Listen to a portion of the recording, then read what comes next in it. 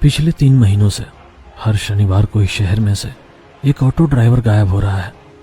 रात में ऑटो चलाने वाले ऑटो ड्राइवरों में से हर शनिवार को एक गायब हो रहा था।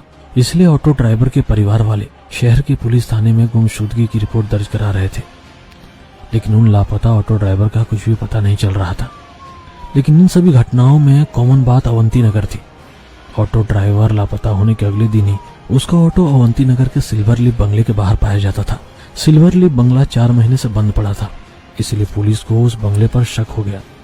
पुलिस को शक था कि उन सभी ऑटो ड्राइवरों का किसी साइको ने अपहरण कर लिया है, क्योंकि सभी ऑटो ड्राइवर शनिवार की रात से लापता हुए थे और उनके खाली ऑटो सिल्वर लीफ बंगले के बाहर पाए गए थे। इस वजह से पुलिस ने सिल्वर लीफ बंगले की तलाशी ली, लेकिन उन्हें बंगले में कुछ भी संदिग्ध नहीं मिला। इसलिए पुलिस ने उस बंगले को अनदेखा कर दिया। मैं एक पत्रकार था, इसलिए मैंने फैसला किया कि मैं ऑटो ड्राइवरों के लापता होने का कारण जानकर ही रहूंगा और मैंने जांच शुरू की।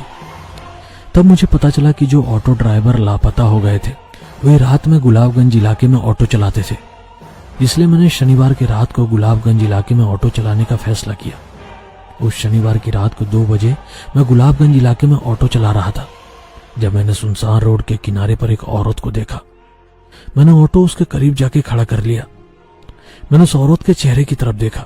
उसका चेहरा मुझे कुछ जाना पहचाना सा लग रहा था, जैसे कि मैंने उसे पहले कहीं देखा हो, लेकिन मुझे याद आ रहा था कि मैंने उसे कहाँ देखा था। भैया अवंती नगर छोड़ दोगे? उस औरत ने मुझसे पूछा। अवंती नगर के शब्द सुनते ही मेरी आंखें चमक उठी। हाँ बिल्कुल, बैठ जाइए, मैंने उस औरत से कहा।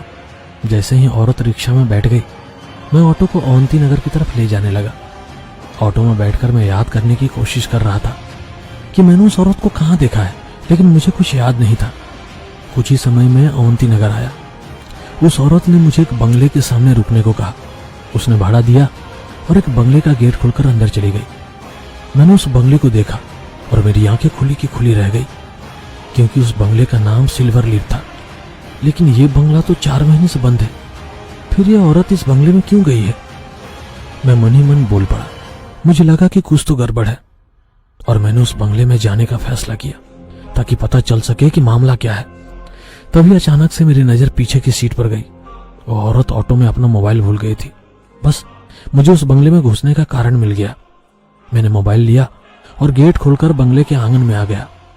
मैंने दरवाजे की घंटी बजाई, लेकिन कोई भी दरवाजा नहीं खोल रहा था। इसलिए मैंने दरवाजे को थोड़ा सा धक्का दिया और यह क्या, अचानक दरवाजा खुल गया। औरत शायद गलती से दरवाजा बंद करना भूल गई थी। मैडम जी, मैंने अंदर आते ही उस औरत को आवाज दी। तभी मैंने उस औरत के चिल्लाने की आवाज सुनी। दूसरी मंजिल के एक बेडरूम से वो चीखने की आवाज आई थी। इसलिए मैं दूसरी मंजिल के उस बेडरूम की तरफ भागा, लेकिन मैंने देखा कि बेडरूम खाली था। तभी एक बार फिर से औरत जोर से चीखी।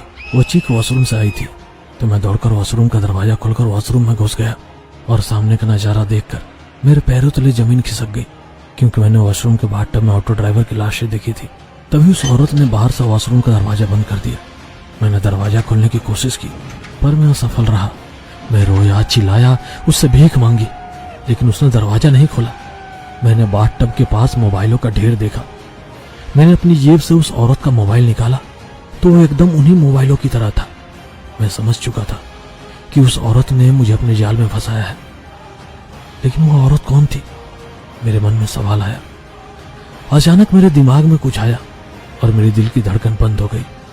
कुछ 4-5 महीना पहले सिल्वर लीफ में, मतलब इसी बंगले में, इस बंगले की मालकिन की बड़ी ही बेरहमी से हत्या कर दी गई थी। मैंने तुरंत अपनी जेब से मोबाइल निकाला और गूगल पर श्यामला देशमुख मर्डर लातूर सर्च किया, पर वहां मैंने श्यामला देशमुख यानी इस बंगले की मालकिन की फोटो देखी और डर के मारे मेरे रोंगटे खड़े हो गए, क्योंकि जिस औरत ने मुझे इस वॉशरूम में बंद कर दिया, उस औरत का चेहरा और इस बंगले के मालकिन के चेहरे से मेल खा रहा था। पर यह कैसे मुमकिन है? ये औरत तो 5 महीने पहले ही मर गई थी। मैं मन ही मन बोल पड़ा और इस तरह से मुझे पता चल गया कि वह औरत भूत है।